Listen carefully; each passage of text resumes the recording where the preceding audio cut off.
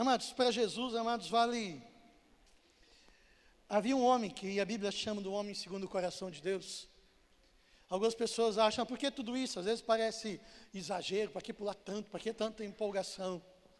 Havia um homem chamado Davi, um homem segundo o coração de Deus, que a Bíblia diz que na presença dele, certa feita, ele estava levando a arca da casa de Obed-edom até Jerusalém. E a Bíblia diz que Davi dançava na presença de Deus com todas as suas forças. E dançava, mano. A Bíblia diz, de tal ponto, eles não tinham calça jeans, não tinham calça bacana, assim como a minha, como a sua. Eles tinham uns vestidão largão. Davi, ele pulava tanto, que a orla do vestido dele vinha aqui em cima. Mulherada já sabe o que pode acontecer, como que ela deve ter pulado para acontecer dessa forma, né? E a Bíblia conta a história que Mical, esposa dele, estava na janela do palácio, do palácio, e censurando Davi. E Davi diz, olha, na presença do meu Deus, eu me alegrarei e eu pularei juntamente com os seus servos. E foi tão sério isso, que a Bíblia diz que Mical, ela nunca teve filhos, em função dessa repreensão que ela teve no seu coração. Mas é forte isso. Então, quando é para Jesus, amados, se o pessoal pula para o diabo, mas é muito mais para Jesus. Amém? Glória a Deus. Eu queria que você abrisse a sua Bíblia comigo em Hebreus capítulo 6.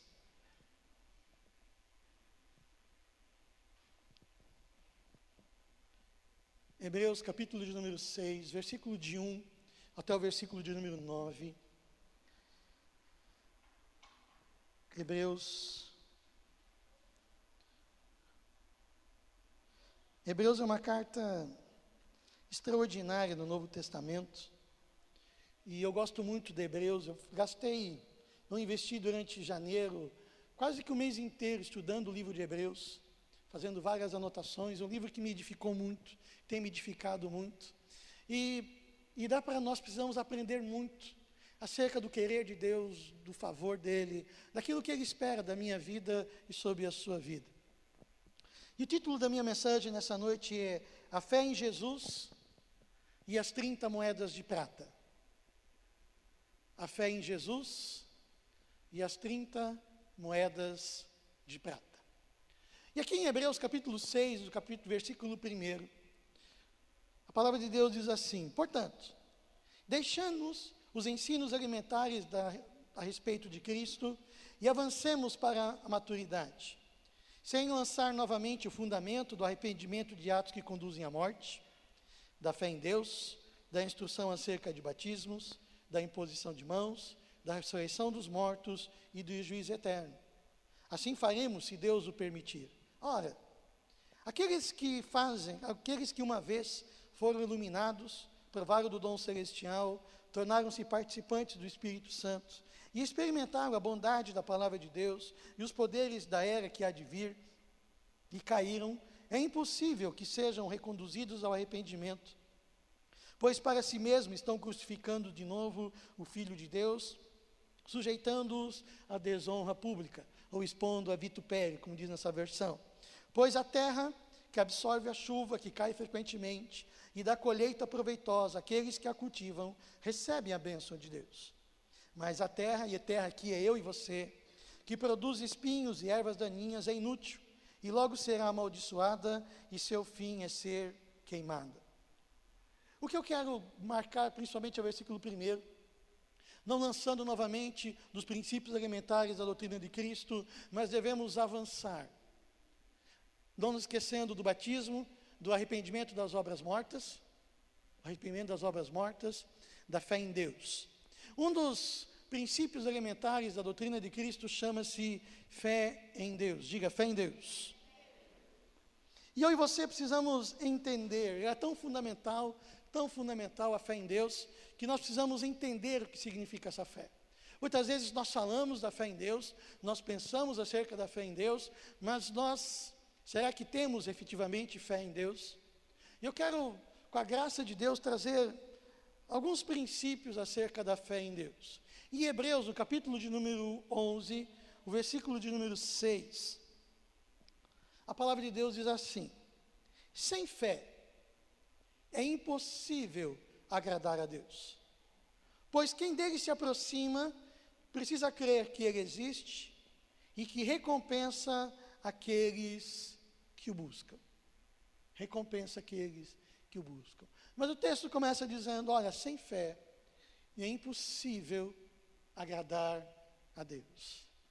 Então, eu e você precisamos ter uma fé que agrade a Deus. E eu quero falar sobre 4 características da fé. E depois quero fazer um paralelo com o personagem bíblico. A primeira característica da fé é a fé precisa ser pura. Diga, pura. Em Hebreus capítulo 12, versículo 1 e 2, vamos passar bastante nas escrituras nesse primeiro momento. Hebreus capítulo 12, versículo 1 e 2.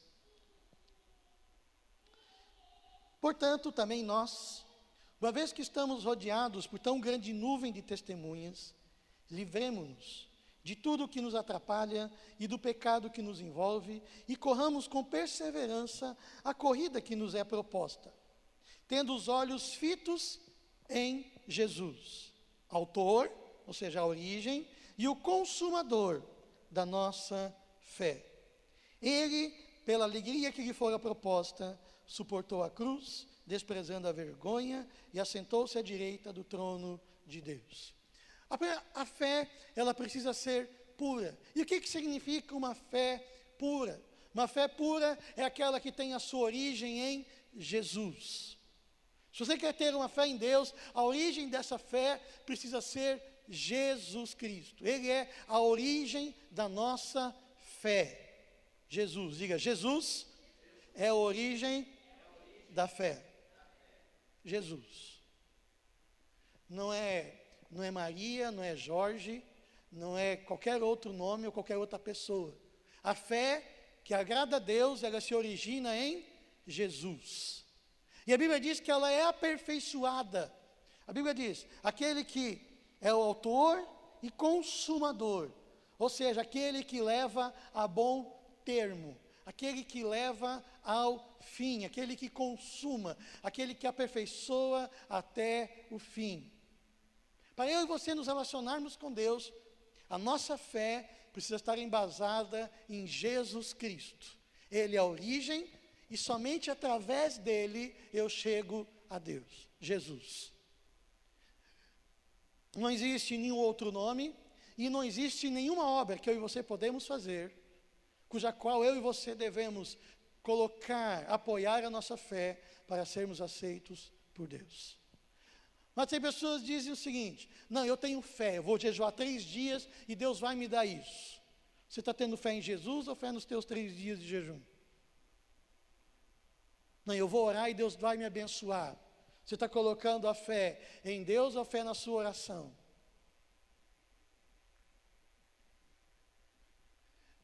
Daí você temos que entender que não existe, e olha que eu falei bastante nas últimas semanas sobre isso, não existe poder na oração.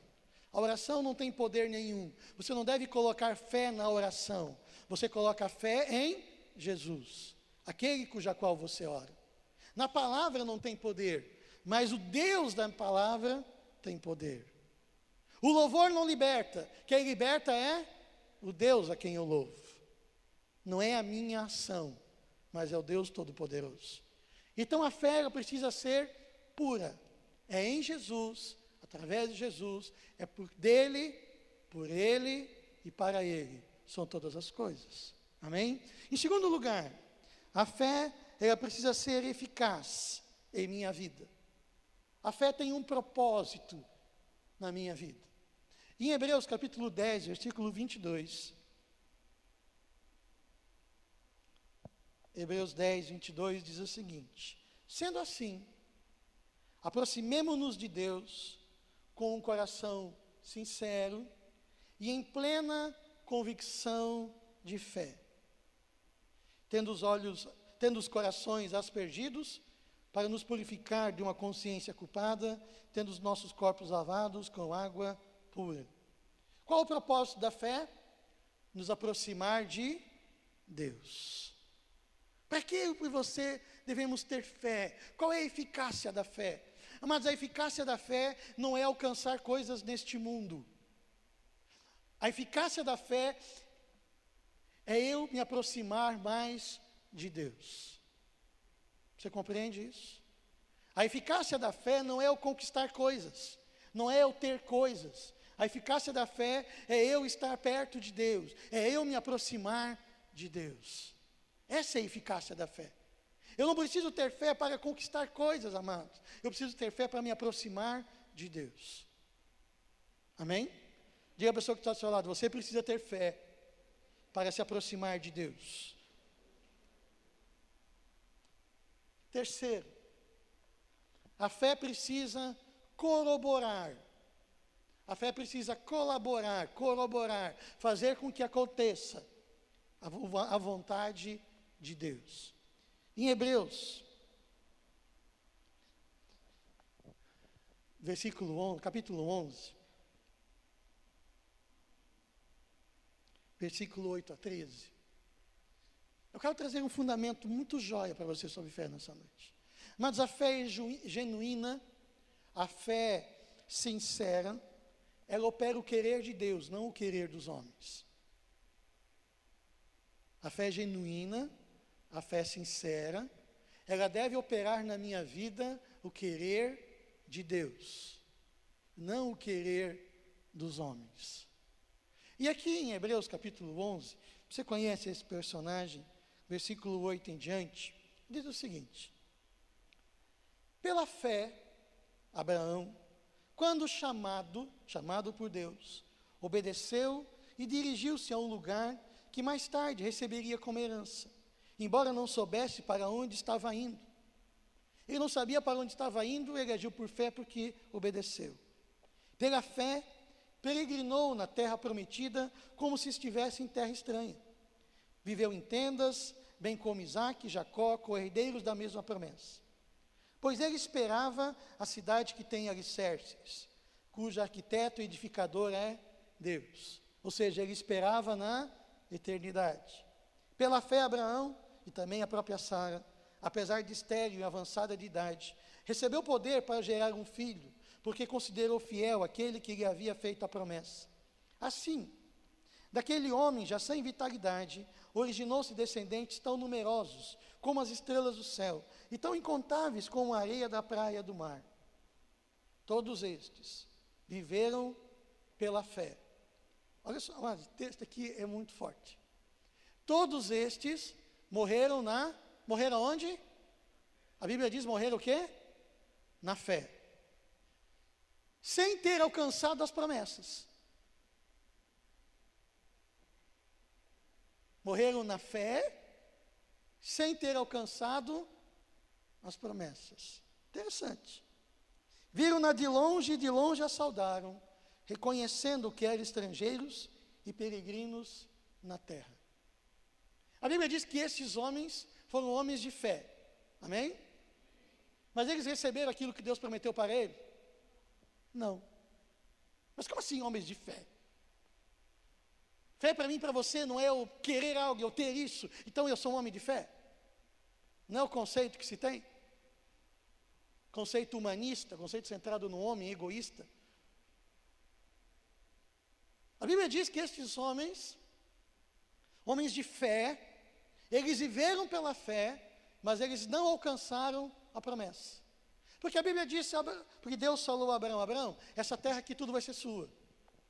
Essa terra foi de Abraão? Não.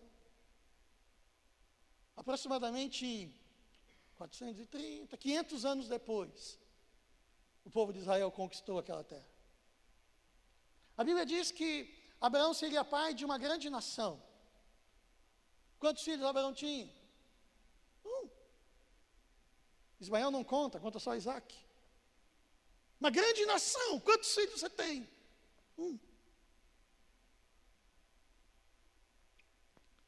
Esse texto nos ensina que viver pela fé significa eu e você fazermos aquilo que Deus quer que eu e você façamos. Isso é viver pela fé. Viver pela fé não é viver com aquilo que eu quero alcançar, por aquilo que eu vejo, mas fazer aquilo que Deus me pede para fazer. Isso é viver pela fé. Está compreendendo isso? Por quê? Deus quer executar através da minha vida o querer dEle. E para isso Ele precisa que eu tenha fé em Deus. Mas Deus quer operar algo extraordinário na sua vida. Tremendo na sua vida. Mas você, talvez nessa vida, não vai ver tudo aquilo que Deus vai fazer através da sua vida.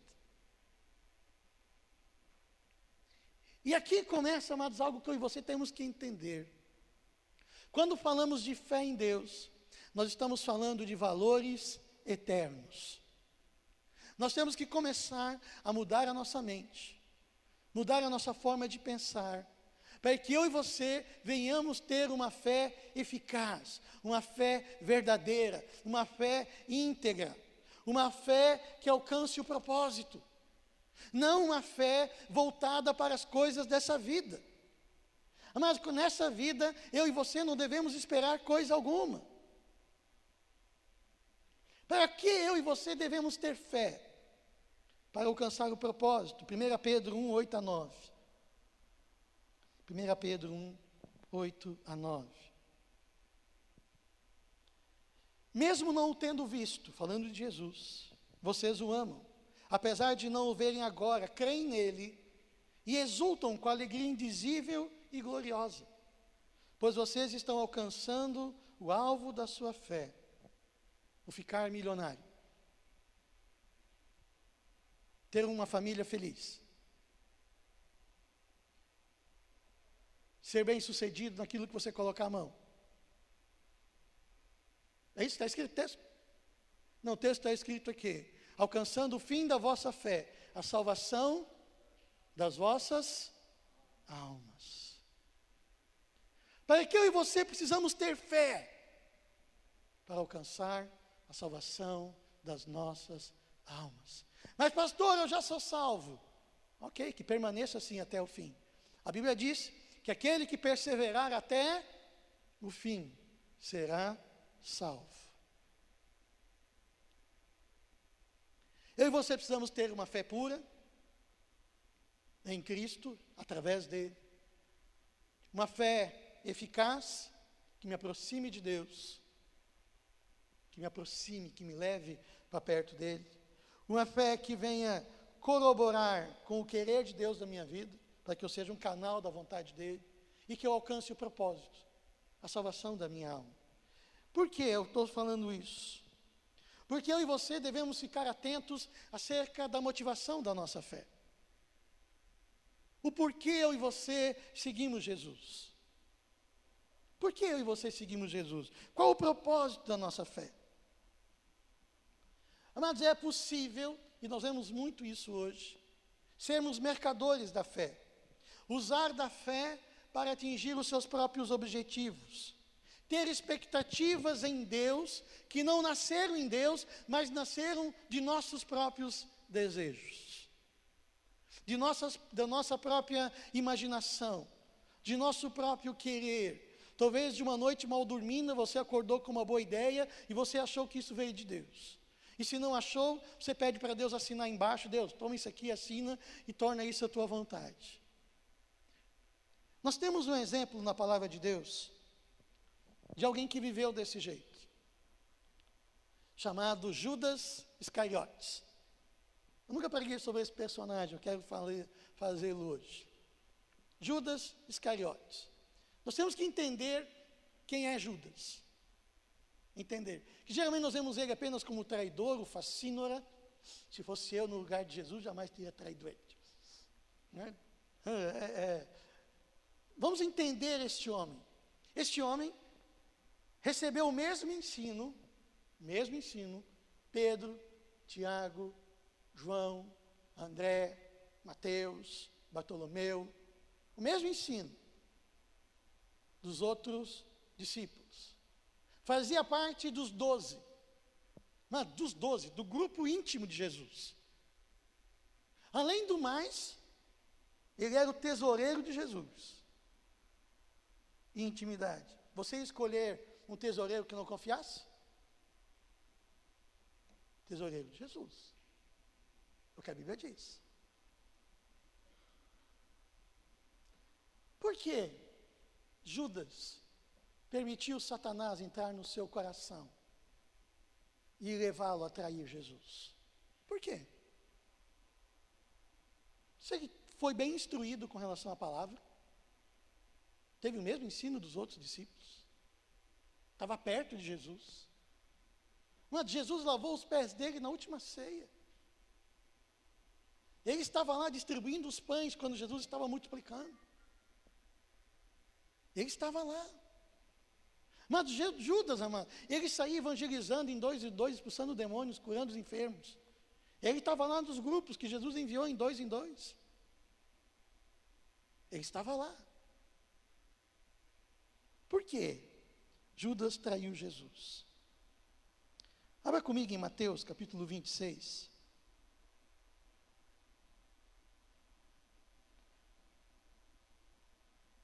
Versículo 6. Mateus 26, versículo 6. Um texto muito rico, e traz um ensino extraordinário acerca de Judas. Estando Jesus em Betânia, na casa de Simão o leproso, aproximou-se dele uma mulher com um frasco de alabastro, contendo um perfume muito caro. Ela o derramou sobre a cabeça de Jesus, quando ele se encontrava reclinado à mesa. Os discípulos, ao verem isso, ficaram indignados e perguntaram: por que esse desperdício? Esse perfume poderia ser vendido por alto preço, o dinheiro dado aos pobres. Mas, só para mim te fazer um parênteses aqui. O valor equivalente desse perfume quebrado dos pés de Jesus, sobre Jesus, valia aproximadamente 300 denários. Ou seja, 300 denários é aproximadamente o seu salário de um ano inteiro. E era o salário de um trabalhador braçal. Cada denário valia o dia de um trabalhador braçal. Agora imagine 300 denários. Se você não é um trabalhador braçal, se você tem um cargo melhor, mas imagine, esse era o preço do que aquela mulher derramou sobre os pés de Jesus. Esse perfume poderia ter sido vendido por alto preço e o dinheiro dado aos pobres. Versículo 10. Percebendo isso, Jesus lhe disse: por que vocês estão perturbando essa mulher? Ela praticou uma boa ação para comigo. Pois os pobres vocês sempre terão consigo, mas a mim vocês nem sempre terão. Quando derramou este perfume sobre o meu corpo, ela o fez a fim de me preparar para o sepultamento. Eu lhes asseguro que em qualquer lugar do mundo inteiro onde este evangelho for anunciado, também o que ela fez será contado em sua memória. Versículo 14. Então um dos 12, depois disso, um dos 12, chamado Judas Iscariotes, dirigiu-se a um dos chefes dos sacerdotes e lhe perguntou: o que me darão se eu entregar a vocês? E eles fixaram o preço 30 moedas de prata. Desse momento em diante, Judas passou a procurar uma oportunidade para entregá-lo.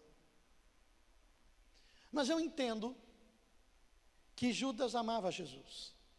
Judas, ele tinha interesse sincero pelo reino de Deus. Ele era um discípulo fiel, eu entendo que ele era. Senão ele não estaria ali. Mas ele tinha uma fé equivocada com relação a Jesus. Ele estava equivocado. Ele tinha uma fé equivocada. Como outros discípulos também tinham.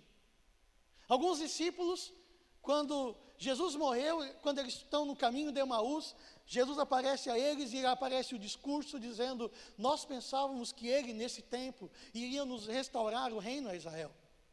Ou seja, eles tinham um interesse político. Ou seja, uma fé frustrada. E Judas, amados, ele tinha uma expectativa em Deus. Uma expectativa com o Messias. E quando Jesus disse que eu vou ser crucificado, Judas se frustra. A fé de Judas fica frustrada.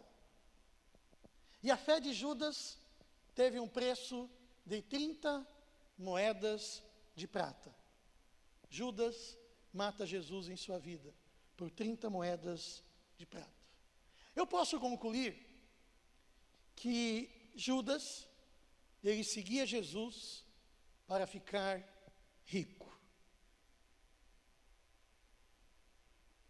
Ele seguia Jesus para ficar rico. É interessante perceber isso porque ele era tesoureiro, gostava de dinheiro. A Bíblia nos diz que ele tirava da bolsa, desviava dinheiro, certo? Fazia o caixinha 2 para ele, um para o mestre e 2 para mim. Certo? Fazia o caixinha 2. Mas quando ele vê aquele, entre aspas, para ele, aquele desperdício de dinheiro, que ele já estava até vendo o lucro que ele ia dar com aquele negócio. Ele disse, e Jesus disse que vai morrer, eu tenho que ter algum lucro antes que essa minha boa vida termine. E ele vende Jesus. E ele tem o último lucro, por 30 moedas de prata. Mas ter uma fé pervertida, causará grandes frustrações. E o resultado dessa frustração é abrir mão da vida com Cristo por 30 moedas de prata e colher a morte. Judas seguia Jesus para ficar rico. Por que eu e você seguimos Jesus? Para sermos prósperos? Para termos uma vida tranquila? Para termos uma família feliz? Ter uma vida abençoada neste mundo? Uma boa coisa para fazer? Ou ter uma religião? Por que seguimos Jesus? Eu quero, nessa noite, amados, trazer para mim e para você uma reflexão acerca de onde eu e você temos colocado a nossa fé e por que estamos com Jesus. O único lugar que eu e você devemos apoiar a nossa fé é em Deus, no seu Cristo, Jesus, no reino de Deus, na palavra dele, na eternidade. Aí eu devo colocar a minha fé. Mas a fé que eu e você devemos ter precisa estar em Deus. Diga assim, a fé precisa estar em Deus por causa de Deus. Por causa dele. Em Deus por causa de Deus.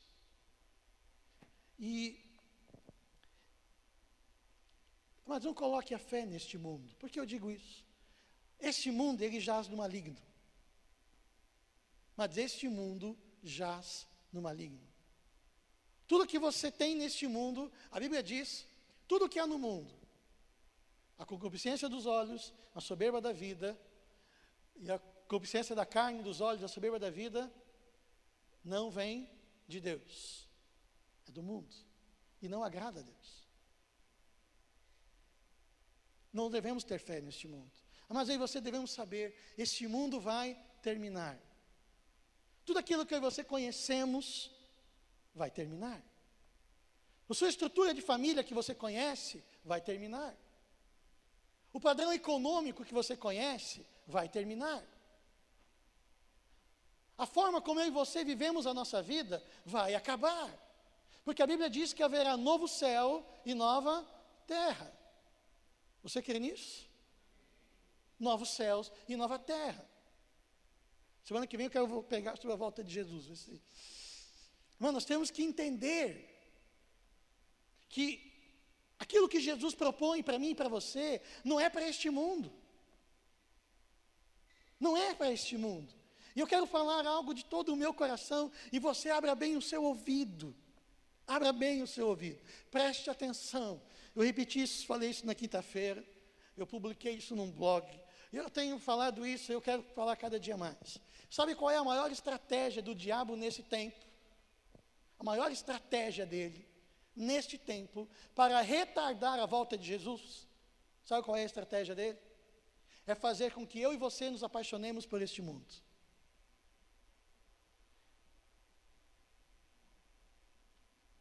Essa é a maior estratégia dele. que fazer com que eu e você gostamos deste mundo, tornarmos este mundo um lugar bacana para se viver, um lugar joia, fazer com que eu e você desejássemos esse mundo, que buscamos a Deus para viver neste mundo de uma forma sossegada, próspera. Qual é o maior problema da Europa e dos Estados Unidos? Por que a fé deles tem se esfriado e se esfriou? Tem não, já se esfriou faz anos. Está tudo bem, estou próspero, esse mundo está tranquilo. Não preciso de mais nada. Essa é a estratégia do diabo. Fazer com que o homem se sinta confortável neste mundo. Essa é a estratégia dele. Quantos, eu amei quando quando conheci aquela música, Senhor Maranata, hora vem, Senhor Jesus.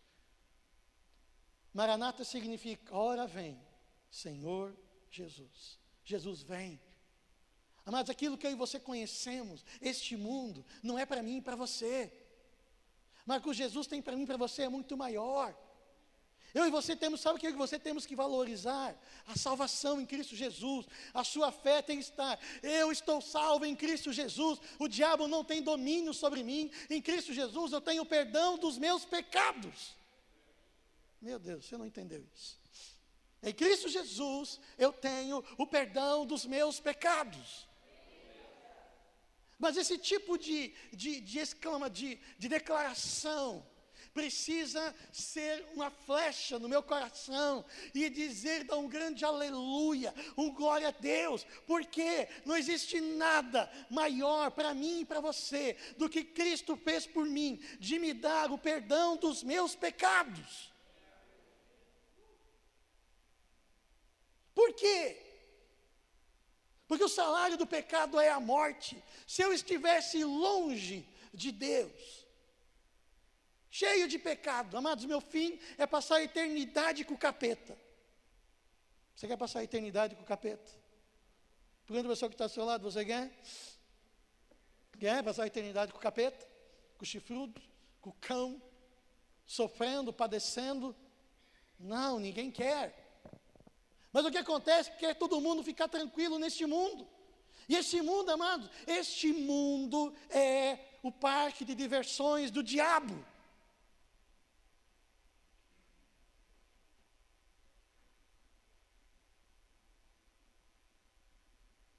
O diabo não disse para Jesus, tudo aqui me foi dado, eu dou a quem eu quiser. O que você veio ao carnaval? O que é? É de Deus? A corrupção é de Deus? As mortes é de Deus? Violência é de Deus? A dependência química é de Deus? Não. Então, como eu e você? O que nós devemos fazer, Senhor? Eu preciso ter uma fé em Ti. Uma fé eficaz. Não uma fé para me garantir bênção neste mundo. Não uma fé para me garantir bênção neste mundo.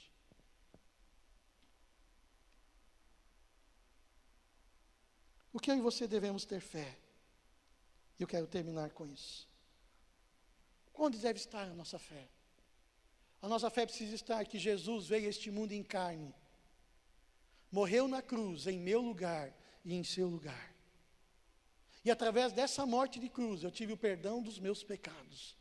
E através, quando eu creio nessa obra de Jesus, a Bíblia diz que eu me torno filho de Deus. E eu preciso crer que agora, como filho de Deus, eu tenho uma herança proposta para mim, onde que eu vou governar juntamente com Cristo por toda a eternidade. Você deseja isso? Onde que esses anos que me restam nessa terra, eu quero, Senhor, eu quero ter fé em Ti, e eu quero que o maior número de pessoas possíveis conheça o Senhor, para que na eternidade o céu ganhe do inferno. Fé em Jesus. Em Jesus. Em Jesus. Então, pastor, por que eu devo orar? Para conhecer mais a Deus. Conhecer mais o seu amor. Conhecer mais o seu caráter. Conhecer mais a sua fidelidade. Conhecer mais a Ele. Mas quanto mais eu e você conhecermos a Ele, mais fé eu vou ter nele. Porque quando Jesus disse, meu filho, não temas, eu estou contigo, você vai dizer, ok, papai, eu tenho fé, porque o Senhor é fiel, por isso eu não temo, por isso o diabo pode se levantar contra mim, pessoas se levantam contra mim, circunstâncias se levantam contra mim, mas eu permaneço inabalável, porque eu tenho fé em um Deus inabalável. Isso é fé. Você deseja essa fé? É essa fé que a palavra de Deus nos fala. Não é uma fé para ficar rico. Não é uma fé para resolver as coisas deste mundo. Mas pastor, então eu não vou ser abençoado neste mundo? Preste atenção. Bênção nessa terra não é alvo. Não é alvo da sua vida. É consequência das suas escolhas em Deus. Vou repetir isso. As bênçãos deste mundo não é o alvo da sua vida, mas consequências das suas escolhas em Deus. Talvez uma pessoa seja pobre e miserável, e seja uma pessoa cheia de fé em Deus. E pode ter uma pessoa abastada, ir na igreja todo domingo, e ter a sua fé no dinheiro. Amados, eu e você precisamos ter uma fé em Deus. Judas, amados, ele se frustrou com Cristo Jesus, porque ele tinha uma fé em Jesus neste mundo. É libertador eu e você seguirmos a Jesus, por aquilo que está reservado para mim e para você, na eternidade. Eu e você precisamos começar a entender. Talvez algumas pessoas dizem, pastor, mas isso é difícil de entender. Claro que é. Amados, eternidade não entra na nossa cabeça. Tem muita gente aí pregando o evangelho para as coisas deste mundo, e talvez você fique neste mundo ouvindo muito essas pessoas. Eu e você temos que entender que o evangelho é para a eternidade. Jesus morreu na cruz, para resolver o meu problema de eternidade. Você compreende isso? Valores eternos. Amados, o perdão dos meus pecados é um valor eterno. A sua salvação é um valor eterno. Ser cheio do Espírito Santo é um valor eterno. Uma das coisas que é no fundamentos da vida cristã é o juízo de Deus, juízo eterno. Nós deveremos prestar contas das nossas vidas diante de Deus. Juízo eterno. Jesus está voltando. Cada dia mais tem pessoas dizendo, Jesus está voltando. Jesus está voltando, Jesus está voltando, Jesus está voltando. Você quer viver uma vida sem frustração? Você deseja isso? Tenha uma fé em Deus. Em Deus. Somente em Deus. Eu tenho fé que vai dar certo. Fé em quem? Luta não significa falta de fé. Senão esses homens, amados, não tinham fé. A fé está no seu relacionamento pessoal com Deus. Você deseja isso? Você compreende isso, amados? O que eu quero, na verdade, é tirar um pouquinho do humanismo que tem entrincheirado o meio evangélico. Voltado, Deus me abençoa, Deus, olha como Deus é uma grande shopping center. Deus me dá isso, Deus me dá aquilo, Deus me dá aquilo outro, Deus me dá aquilo. Mas Deus já te deu tudo, Ele te deu a vida eterna. Ele te deu o perdão dos pecados. Ele te dá o penhor da herança dele, que é o Espírito Santo. E eu e você precisamos ter fé em Deus. Em Deus. E aquilo que eu buscar em Deus, amados, aquilo que eu preciso, Ele vai me dar. Mas não tenha este mundo como seu alvo, porque senão você vai entrar dentro daquilo que o diabo quer, de deixar você confortável neste mundo. Deus, não vem agora que eu consegui minha casinha, agora que eu consegui meu carro novo, Senhor, deixa eu curtir um pouco. Mas tem crente quase orando desse jeito.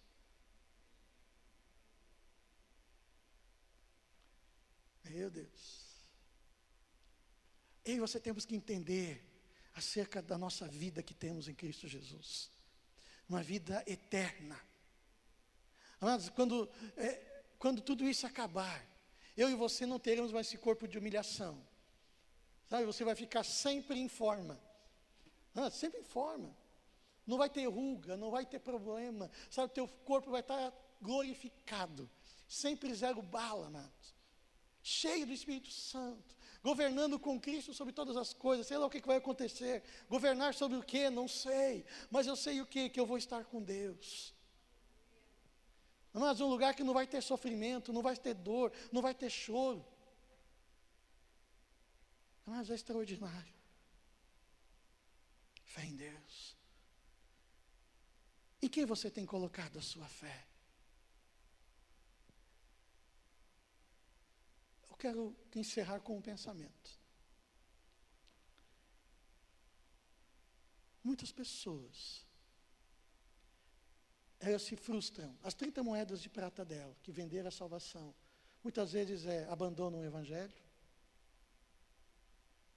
caminham por uma vida de pecado, começam a viver de qualquer jeito, porque se frustram. Às vezes colocam a fé, a expectativa em uma pessoa, colocam a expectativa numa prosperidade econômica, coloca a expectativa na transformação da sua família, coloca na expectativa numa transformação da sua sorte, da sua vida como um todo. E se aquilo que ela tanto deseja não é alcançado, ela se frustra e larga do Evangelho. Muitas pessoas nesses dias têm abandonado o Evangelho, porque a sua fé tem sido frustrada. Ela foi ensinada muitas vezes a colocar a fé naquilo que Deus não disse que faria. Tudo aquilo que Jesus precisava fazer por mim e para você, Ele já o fez. Ele já o fez. Ele morreu na cruz. Ele nos reconcilia novamente com o Pai. E nos permite viver um relacionamento com Deus.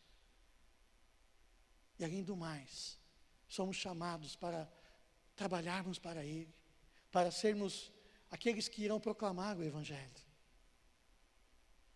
Jesus Cristo, Ele ama você, Ele salvou você, e nisso eu e você devemos ter por suficiente. Suficiente, amados. A minha vida com Deus precisa ser suficiente para eu caminhar dia após dia, para eu cada dia desejar estar mais perto de Deus, mais perto, mais perto e mais perto. Como diz o profeta Abacuque, ainda que a figueira não floresça, ainda que não haja fruto na vide, que não haja animais do campo, que o fruto da oliveira minta, todavia eu alegrarei no Senhor, o meu Deus. Isso é fé. A fé em Cristo Jesus não deve estar nas circunstâncias e nas coisas deste mundo, porque a qualquer momento, quando eu ficar frustrado, eu posso vender Jesus na minha vida por 30 moedas de prata, porque eu fiquei frustrado.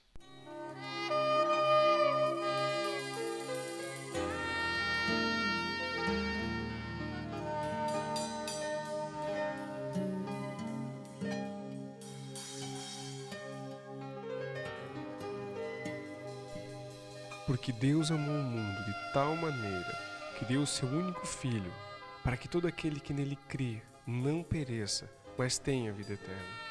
Evangelho de João, capítulo 3, versículo 16. Esta mensagem fala do amor de Deus. A Bíblia fala do amor de Deus. Esse texto que lemos fala do amor do Deus Criador pelo ser humano. Esse texto fala da dádiva de Deus a todo ser humano, que é Jesus Cristo. Esse texto fala sobre a vida eterna, fala sobre a necessidade de nos aliançarmos com Jesus, o Filho de Deus.